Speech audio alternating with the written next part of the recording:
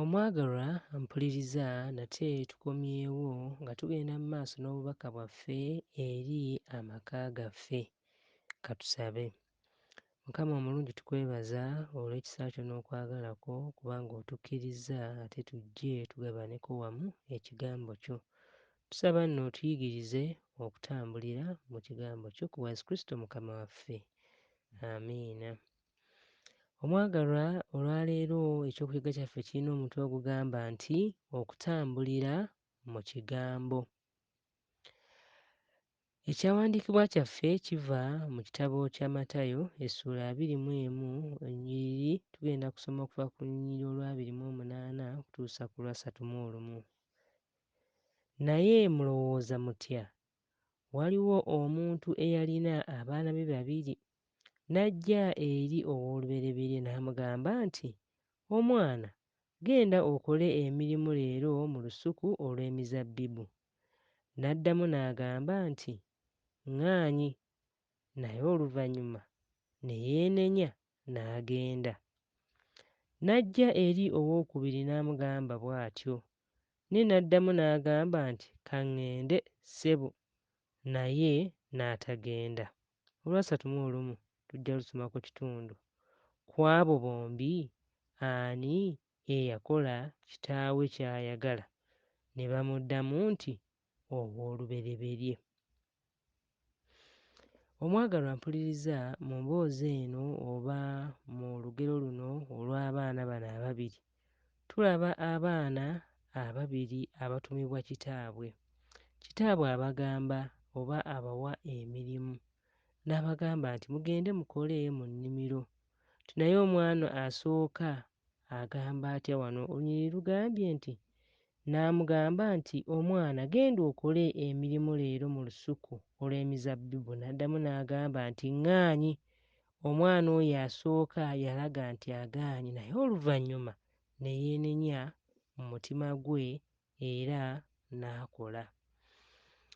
Tulaba nti tuyinza okuba era tuyinza okkiteeka mu mbeera yaffe mu maka. Tusobola okuba n'abaana n'obawa obuvunaanyizibwa. Abamu ne balaga nga ddala bagenda kukola, abalala ne balaga obutakola. Naye ne wabaawo oyo akoze. Naffe mu bulamu bwaffe obw'Ekikristaayo, Mukama Katonda atuwadde engeri gye tulina okweyisaamu era nga ne tulaga nti ddala tugenda kukikola era nga ne mu kwogera tulaga nti tugenda kukola naye ate ne tutakolanga kigambo kya Katonda bwe kitugamba. Ekyo si kirungi. Era ebyo tubirabira wano mu kitabo kya Yakobo essuula esooka olunyiriri olwa 22. Agamba atya?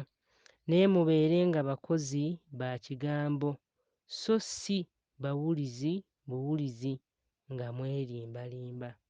Omwagalwa, taata, maama, ng'oli mu maka oyinza okuyigiriza abaana bo ebigambo ebirungi ebiva mu kigambo kya Katonda Bayibuli, naye ate bwe batunula nga balaba maama oyogera kirala so ng'ate okola kirala, obwo nno buba bunnanfuusi. Mu kuyiga n'okuyigiriza abaana waliwo kye tusomako nti abaana basinga nnyo okukola ebyo bye balaba nga tubikola, naye ebyo bye bawulira obuwulizi ne balaba ng'oyogera bwogezi naye n'okola kirala nabyo tebabitwala, bagamba aa maama oba taata yali anyumyamu buki bunyumya. Tusabe nnyo Mukama atuyambe nti nga tuyiga ekigambo kye katukitambuliremu, katukole ekyo ekigambo kya Katonda bye kitulagira okukola. Olwo nno bye tunaaba tukola ne bye twogera ne bye tukkiriza binaakola nnyo amakulu mu maka gaffe so ate ne wabweru w'amaka gaffe. Yakobo era mu ssuula ey'okuna olunyiriri olw'17 era naye alina ky'atugamba nno. Yakobo 4 olunyiriri olw'17 agamba atya? Agamba nti, "Kale amanya ekirungi eky'okukola n'atakikola, eri oyo kiba kibi." So bwe tujja nga tuyiga Katonda by'atwetaaza ne tuyiga ku mateeka ge ne gatugamba eky'okukola naye ne tutakikola, ekyo kye kibi.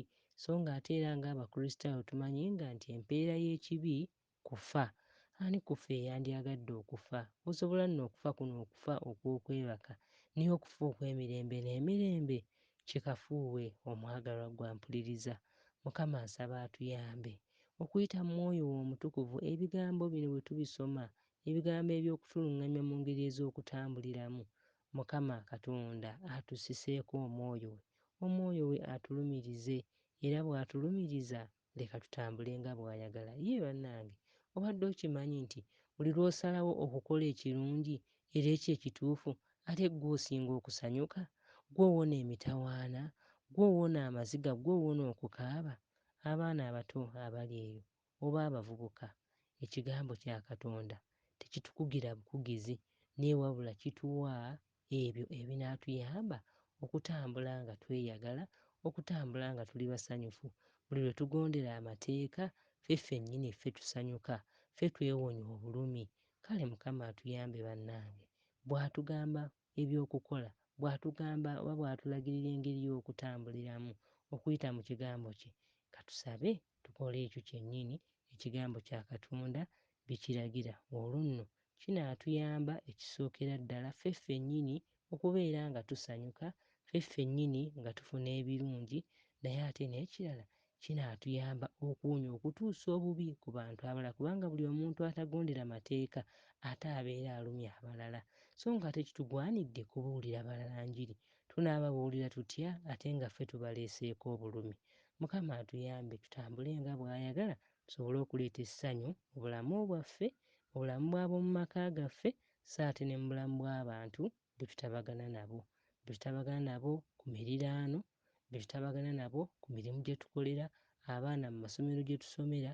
Tubeere abantu abaleeta essanyu okuyita mu kuwulira ekigambo kya Katonda nga tukitambuliramu era nga tukola ebyo bye kitugamba okukola. Mukama atuwe omukisa n'ebigambo ebyo ku bwa Yesu Kristo Mukama waffe. Amiina. Mukama Katonda waffe weebale kubanga otujjukizza ti kya nsonga nnyo okutambula ng'ekigambo kyo bwe kiragira. Tuleme okubeera bannanfuusi nga twogera bwogezi naye nga tukola birala. Naye Mukama katuwulirize ebyo by'otugamba ku bwa Yesu Kristo Mukama waffe. Amiina.